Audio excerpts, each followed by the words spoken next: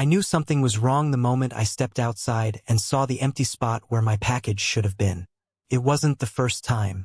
In fact, for the past 3 weeks, every delivery I was supposed to receive, electronics, small gifts, even basic household stuff, had vanished before I could get to the door. At first, I blamed the delivery service, then porch pirates. But there was something off about the timing. The packages weren't disappearing at night. They were disappearing within minutes of arriving, always right after I left the house. And every time I walked out, I'd catch the same unsettling detail. My neighbor, Karen, standing by her perfectly trimmed hedge, arms crossed, watching me. Not casually, not neighborly, but with that sharp, suspicious look people get when they think they've already decided who you are. In my case, she had made up her mind long before we ever spoke. She was part of the HOA, one of those people who treat the neighborhood rulebook like a holy scripture. According to everyone else on the street, she was strict. According to me, she was everywhere I didn't want her to be. The first time I confronted her about the missing packages, she smiled like someone who had already won the argument. She said something about keeping the neighborhood safe and suspicious items left unattended. None of it made sense. And yet, her tone, her posture, her constant presence near my porch, all of it made me wonder if she was involved. But accusing an HOA member of stealing packages is like accusing a cop of speeding. You might be right, but everyone else will look at you like you're crazy. Still, the disappearances kept happening. My security camera caught nothing but glitches. Delivery drivers swore they placed the boxes down. And every time, without fail, Karen appeared outside minutes before the package vanished. Felt intentional, personal, almost like she wasn't just enforcing HOA rules. She was testing me, trying to see how far she could push before I snapped. Then one afternoon, as I returned from work, I spotted something I wasn't supposed to see. Karen was walking away from my porch with a brown box tucked under her arm. My name was printed across the top in bold letters. Her face stayed expressionless as she disappeared into her house, door closing silently behind her. No hesitación. No cham. Just a quiet, confident motion.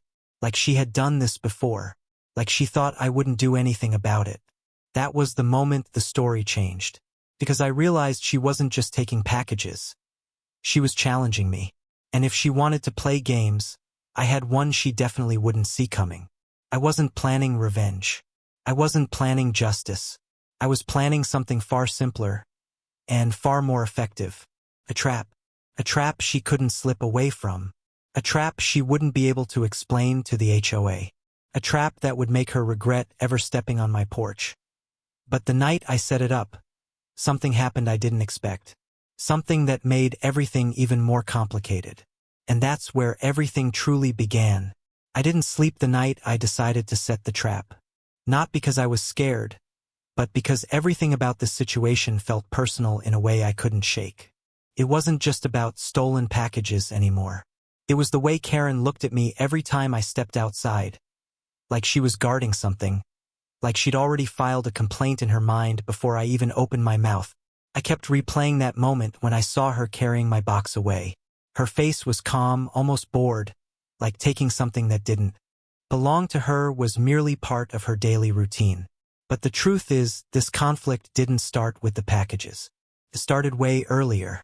When I first moved into that neighborhood 6 months ago, I thought I'd finally found peace. A quiet street, a small yard, and a place where people waved when they walked by.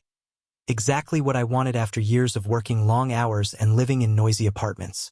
But on my first week there, the HOA sent me a warning letter for having my trash bin visible from the street. I didn't think much of it until I saw who delivered it personally. Karen. She didn't knock. She didn't smile. She just placed the notice on my porch and stared until I came outside. Then she told me, in the same tone you'd use with a misbehaving child, that this neighborhood takes rules very seriously. That was our introduction. After that, things slowly escalated. She'd complain about the color of my garden hose, the angle of my parked car, even the welcome mat I bought because she thought it was too casual. She had a talent for making every normal thing feel like a crime. Other neighbors warned me she was strict, but no one ever said why. Some avoided talking about her altogether, like she was some kind of silent storm everyone had learned not to provoke. But none of that explained the packages. Why take them? Why me? And why now? The more I thought about it, the more unsettling details I noticed. She seemed to know my schedule better than I did. She was always outside at the exact moment my deliveries arrived. She talked to delivery drivers more than she talked to actual neighbors. And somehow, none of my stolen package complaints ever reached the HOA board. Every time I emailed them, the messages disappeared, no replies, no updates. It was almost like someone was intercepting them. The psychological pressure built up slowly, digging under my skin. I'd walk out my front door and immediately feel watched. I'd hear footsteps at night, soft ones, like someone passing by my window just long enough to listen. And whenever I caught a glimpse of Karen in the morning, she flashed that same smile, the one that didn't reach her eyes. So when I finally decided to rig the hornet trap, it wasn't out of anger. It was out of desperation, out of the need to understand why this was happening and what she really wanted from me. If she was going to war over rules, I could handle that. But this felt like something deeper, something she wasn't saying. The night I set up the trap, the air felt heavier than usual. Too quiet, too still. Even the streetlights flickered like they were warning me. I kept checking over my shoulder, half expecting her to already be watching. And the whole time, this question echoed in my head. What if this wasn't just about packages at all? That unease, cold, slow, creeping, settled into my chest. And then, just as I finished setting everything up, I heard something behind me, a sound that made me freeze. That night I couldn't sleep. My mind was racing, not just about Karen, not just about the packages, but about everything that had led me here. I realized that this little neighborhood conflict had started to consume me. Every interaction, every glance, every delivery became a test. And the more I thought about it, the more I wondered if I was losing myself in it. Was I acting out of justice or revenge? Meanwhile, there was another complication I hadn't expected. My best friend, Alex. He lived 2 streets over and had always been my sounding board, my reality check. When I told him about my plan to catch Karen, he hesitated. He didn't want me to escalate things. Maybe you're overthinking this, he said, leaning against the kitchen counter in his usual casual way. She could just be strict. People aren't always out to get you. But the look on his face told me he was scared for me. Scared I was stepping into something bigger than a few stolen packages. I wanted to take him seriously, but every day there was more evidence that Karen's actions weren't random. A neighbor's security footage showed her loitering near my porch when no one else was around. Another neighbor mentioned that a package they'd left outside had gone missing the same day she had been seen lingering in the area. Even small details, like the way she timed her morning walks to match delivery schedules, started to paint a pattern. It wasn't paranoia. It was observation, and it was unsettling. The moral dilemma hit me harder the next afternoon. I walked past her hedge while taking out the trash and caught a glimpse of something unexpected. A small, framed photo of her and a young boy on her porch. My stomach sank. For a second, I wondered if I had misjudged her entirely. Maybe there was more to her life, something human behind the rigid rules and sharp eyes. I felt a flicker of empathy, but it clashed violently with the anger I still carried over the stolen packages. Could I go through with the trap knowing this? And then there was the mysterious element of timing. Each disappearance seemed to happen with precision. Packages vanished within minutes. Every time I tried to approach her directly, she was either gone or polite, smiling, almost charming. It made me second-guess myself. Was I really uncovering the truth, or falling deeper into a web I couldn't escape? The subplots only grew. Alex, worried for my sanity, started calling more often, asking if I was okay. I had to balance my growing obsession with the packages and Karen's behavior with the real-world pressures of work, errands, and even small social obligations. Each day felt like walking a tightrope, trying to maintain composure while plotting something I wasn't sure I should. And through it all, Karen remained the same, watchful, composed, untouchable. I began noticing subtle signs, little cracks in her perfect composure, but they were fleeting. A sigh here, a glance there, a flicker of hesitation when she thought I wasn't looking. The tension was building between us silently, like two chess players circling each other, waiting for the right moment to make a move. I couldn't ignore it any longer. Every decision, every step, every glance mattered. And just as I started putting the final pieces into place for my plan, I realized something terrifying. She might already know I was onto her. I set the trap that night with trembling hands, every movement deliberate. The hornet decoy hung from the porch beam, wires hidden behind flower pots, lure baited with the scent that always drew the package thief. I double-checked everything. Locked doors, lights on timers, cameras angled just right. My heart pounded. Every creak in the house felt louder than it was. Outside, the street was quiet. Too quiet. Even the wind seemed to hold its breath. I crouched behind the living room curtain, eyes fixed on the porch. Minutes stretched like hours. Each shadow made me jump. Each passing car caused my pulse to spike. I kept replaying everything. Every missing package, every suspicious glance, every subtle smirk Karen had flashed my way. The stakes were higher now. Not just stolen goods, but pride, dignity, the satisfaction of finally seeing the truth revealed. Then I saw her, Karen, moving in her usual confident way, like she owned the street. She carried herself with that calm, measured precision that always unnerved me. Her eyes scanned the porch briefly, lingering just enough to make my chest tighten. I thought she might leave. Maybe tonight she'd decide not to take the bait. My fingers clenched the edge of the curtain. She stepped closer. Too close. The trap's wires threatened to give away my position if I made a sound. My mind raced. Should I confront her now? Or wait and let the plan unfold perfectly? My instincts screamed caution, but part of me wanted to shout, to run out, to demand answers. The internal conflict twisted like a knife in my stomach. A sudden noise from the side yard, something shifting. My heart leapt. Karen froze, her head tilted toward the sound. A flash of something passed over her face. Surprise? Confusion. Couldn't tell. I held my breath. The seconds dragged. Then another figure appeared, a shadow behind her. I barely recognized Alex, my friend, trying to warn me. His hand raised, lips moving silently, urging me to stop. But it was too late. Karen had already noticed movement near the trap. She paused. One step closer. One hand brushed near the bait. And in that split second, time seemed to slow. Questions flashed through my mind like lightning. Had I miscalculated? Was the trap too obvious? Or worse, had she known all along? The thought hit me like ice. What if I wasn't the one setting her up, but she was setting me up? Every instinct screamed danger. My chest tightened. Adrenaline surged. I wanted to leap from my hiding spot, but my legs refused. I was caught between curiosity and fear, between action and hesitation. The night seemed to stretch endlessly. And then she looked directly at the window.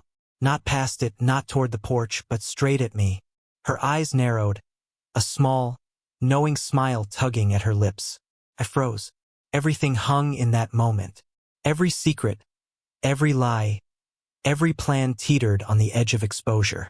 And just as I was about to make my next move, a soft, almost imperceptible sound behind the house made my blood run cold. I didn't move. Couldn't. Karen's gaze pierced the curtain, steady, sharp, like she could read my thoughts. My fingers ached from gripping the fabric, knuckles white.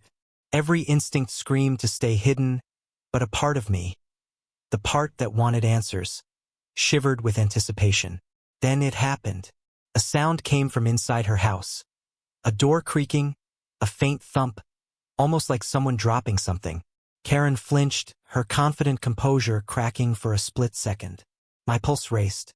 I thought I was seeing a crack in her armor, a sign that she was vulnerable. I was wrong.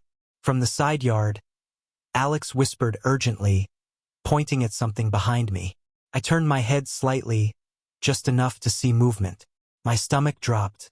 Another figure, someone I didn't expect, slipped out from behind the neighbor's hedge. It was another HOA member, someone I barely knew, holding a small camera aimed at my porch. My mind spun. Had they been watching me all along? Was this entire trap a setup? Was I the one being observed? Karen's hand hovered over the package now, and suddenly she paused, tilting her head, as if sensing the other person. She didn't panic. Instead, her eyes flashed with something I hadn't seen before. Calculation. Not guilt. Not fear. Something sharper, colder. She reached for the box and, with a sudden swift motion, moved it closer to the edge of the porch. I realized too late. The trap wasn't just for her. It was for anyone who tried to meddle. The hornet decoy hung ready, wires twitching. And now, with the other HOA member sneaking around, the entire scenario had escalated beyond my control. The night I thought I'd outsmarted her had turned into a game I barely understood. Alex's whisper became urgent. "Step back. She knows more than you think." But I couldn't. My focus was locked on Karen. She moved like a predator, careful, deliberate, almost teasing, as if daring me to reveal myself. My chest tightened. I wanted to confront her, to finally call out all the stolen packages, the hidden glances, the obsessive timing. But I also felt the sharp edge of betrayal cutting through me. How long had she been orchestrating this? How many eyes had been on me without my knowledge? Then came the shocker. Karen opened the box. Not to steal it, not to hide it, but to reveal its contents. Inside were items I had completely forgotten ordering. A mix of trinkets, letters, small gifts, and at the very bottom, a handwritten note. Asterisk. I wanted to see if you'd notice. Maybe now you'll understand me. Asterisk. My mind reeled. Confusion, frustration, and a flicker of guilt all collided. This wasn't a simple theft. This was a test.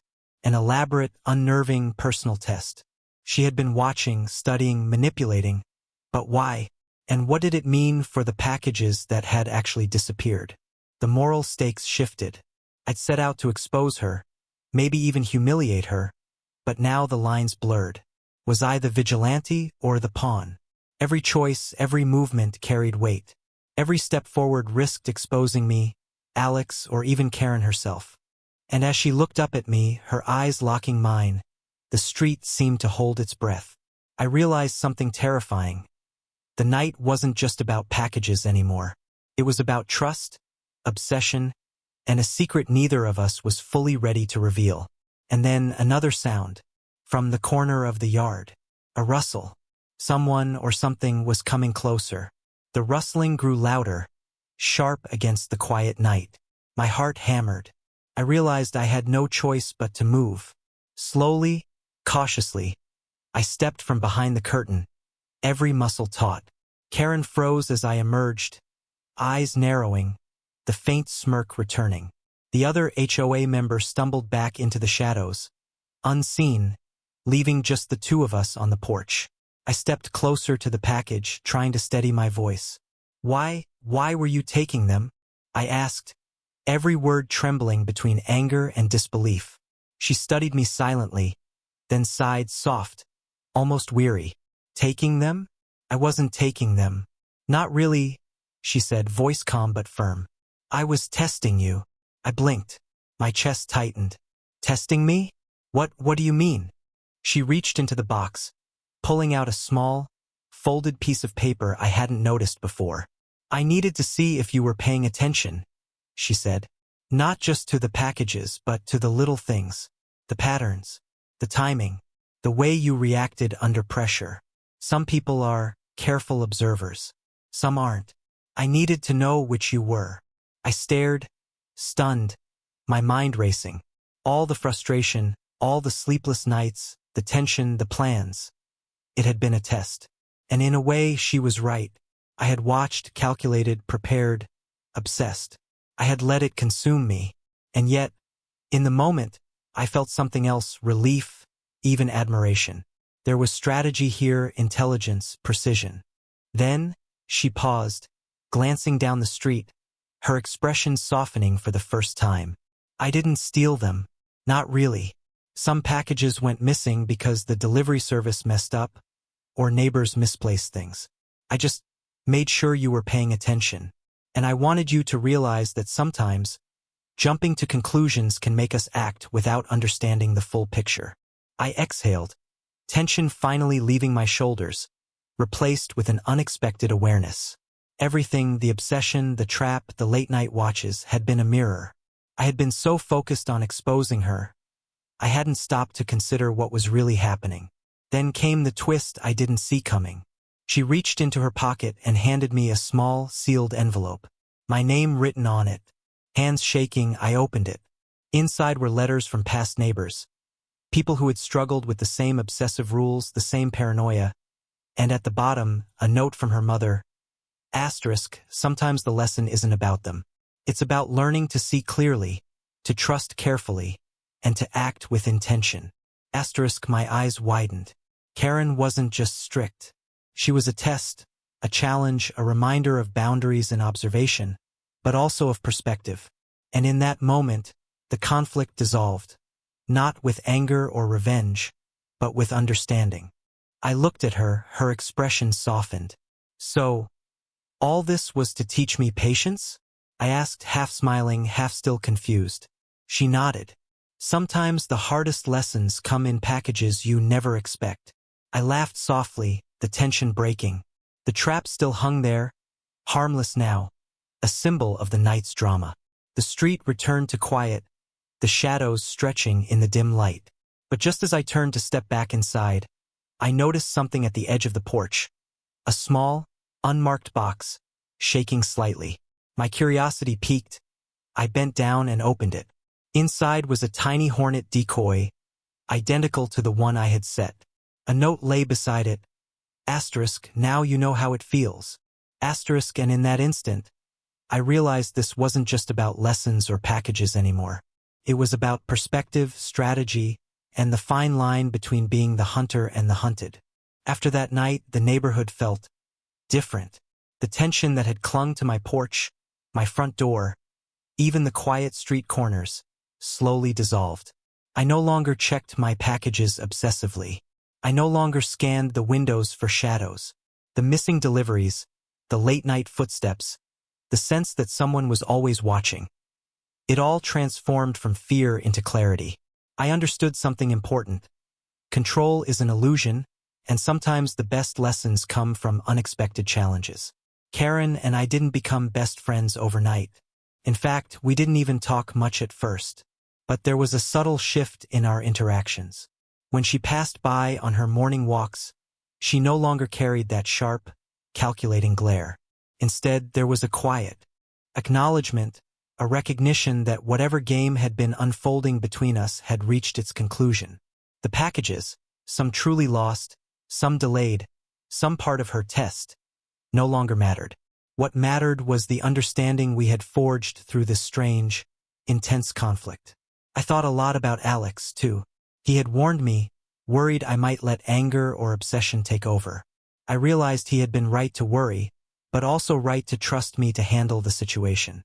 In the end, I had learned balance. Observation, planning, and patience had mattered, but so had empathy and self-reflection. I was reminded that even when stakes feel high and suspense hangs heavy in the air, perspective matters more than reaction. The hornet trap, once a symbol of tension and potential chaos, became almost humorous in hindsight. I laughed quietly, remembering how seriously I had taken every shadow, every movement, every possible betrayal. That night, both Karen and I had learned something about assumptions, boundaries, and perception. And the final surprise, the tiny hornet decoy she had left me, was the perfect, playful punctuation to it all. It wasn't malicious. It was a reminder. The roles of hunter and hunted can shift in unexpected ways. Reflecting on it, I realized the entire experience wasn't just about stolen packages or HOA rules. It was about human nature, about how fear, curiosity, and pride can drive us to extremes, and how understanding and patience can transform conflict into insight. I had been obsessed with proving something, with catching someone in the act, but the true lesson was personal growth. Now, months later, when I see a delivery on my porch, I smile instead of panic. I notice my neighbors in small, genuine ways rather than through suspicion. And I think of Karen not as an antagonist, but as a reminder of the complexities people carry behind their expressions, rules, and routines. The night that began with stolen packages ended with perspective, empathy, and a story I'll never forget. It reminded me that sometimes the most valuable lessons aren't learned quietly. They're earned in suspense, confrontation, and reflection. And if there's one takeaway I can share with anyone watching this, it's this. Pay attention, stay patient, and never assume you understand the full story before looking closer. Life, like packages and neighbors, often comes with hidden lessons, and noticing them can change everything. Asterisk asterisk, so the next time something seems off, pause, observe, and remember. Sometimes the person you think is the problem is really holding up a mirror, showing you the part of yourself you've been ignoring. Thank you for watching. Like and subscribe, and wait for the next story. Now, months later, when I see a delivery on my porch, I smile instead of panic. I notice my neighbors in small, genuine ways rather than through suspicion. And I think of Karen not as an antagonist, but as a reminder of the complexities people carry behind their expressions, rules, and routines. The night that began with stolen packages ended with perspective, empathy, and a story I'll never forget. It reminded me that sometimes the most valuable lessons aren't learned quietly. They're earned in suspense, confrontation, and reflection. And if there's one takeaway I can share with anyone watching this, it's this.